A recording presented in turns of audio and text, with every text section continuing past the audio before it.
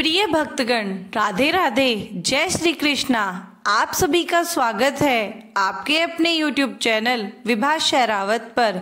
Comment box में हर हर महादेव अवश्य लिखें। आज हम आपको एक कथा का श्रवण करा रहे हैं जो सुनने मात्र से आपके जीवन में सुख संपत्ति और धन की वर्षा होगी। तो चलिए शुरू करते हैं कि किस प्रकार भगवान शिव ने नंदी बैल को बनाया अपना वाहन। अगर आप यह कथा सुन रहे हैं तो कथा को पूरा सुनिए। इस कथा को आधा अधूरा छोड़कर जाने की गलती मत करिएगा, क्योंकि इस पवित्र कथा को पूरा सुनने से मनचाहा फल की प्राप्ति होगी। इसलिए इस कथा को पूरा सुने। आप शिव भक्त हैं तो भोलेनाथ का अनादर ना करें। बहुत समय पहले की बात है, जब भगवान शिव के पास कोई वाहन न था। उन्हें पैदल ही जंगल और पर्वत की यात्रा करनी पड़ती थी। एक दिन माँ पार्वती उनसे बोली कि आप तो संसार के स्वामी हैं, क्या आपको पैदल यात्रा करना शोभा देता है? शिवजी हंसकर बोले, देवी, हम तो रमते जोगी हैं, हमें वाहन से क्या लेना देना? भला साधु भी कभी सवारी करते हैं? पार्वती ने आंखों में आंसू भरकर कहा, जब आप शरीर पर भस्म लगाकर, बालों की जटा बनाकर, नंगे पांव कांटों भरे पथ पर चलते हैं तो मुझे बहुत दुख होता है। शिवजी ने उन्हें बार बार समझाया, परंतु वह जिद पर अड़ी रही। बिना किसी सुविधा के जंगल में रहना पार्वती को स्वीकार था, परंतु वह शिवजी के लिए सवारी चाहती थी। अब भोले भंडारी चिंतित हुए, भला वाहन किसे बनाए? उन्होंने देवताओं को बुलावा भेजा।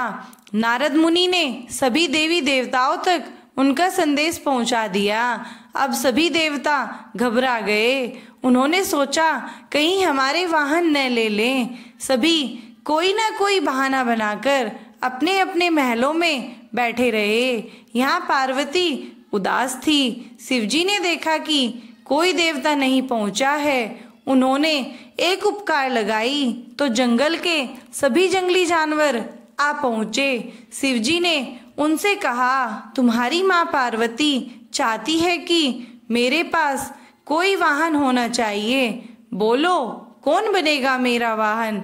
सभी जानवर खुशी से झूम उठे। फिर एक छोटा सा खरगोश आगे बढ़ा। उसने कहा, भगवान, मुझे अपना वाहन बना ले, मैं बहुत मुलायम हूँ। जिसे देख सभी जानवर हंस पड़े। फिर शेर गरजकर बोला, मूर्ख खरगोश, मेरे होते तेरी जुर्रत कैसे हुई सामने आकर बोलने की? फिर बेचारा खरगोश चुपचाप कोने में बैठकर गाजर खाने लगा।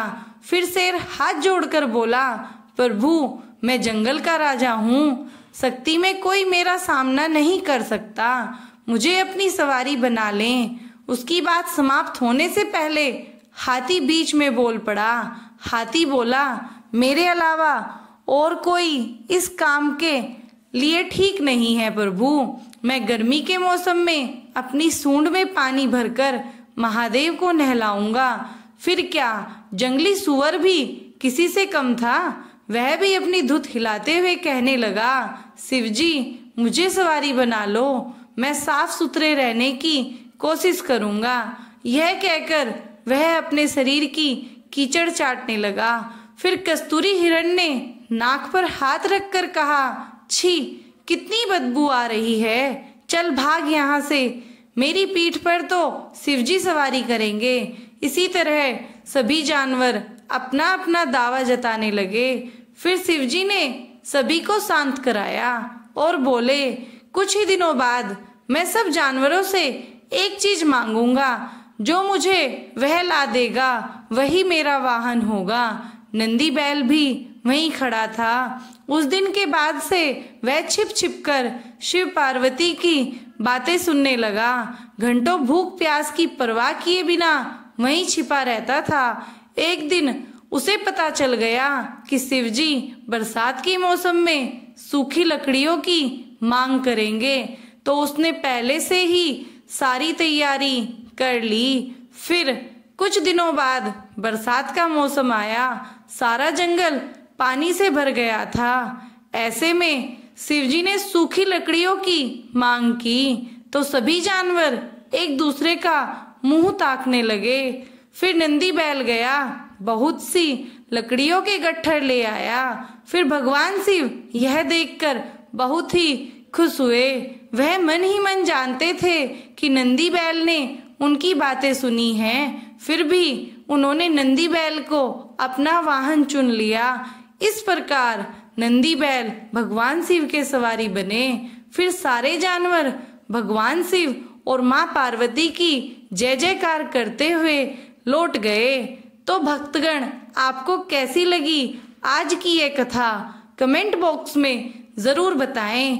भक्तगण, अगर आपको मेरी ये कथा अच्छी लगी हो तो प्लीज मेरे चैनल को लाइक करें, सब्सक्राइब करें, शेयर करें और कमेंट करें। धन्यवाद।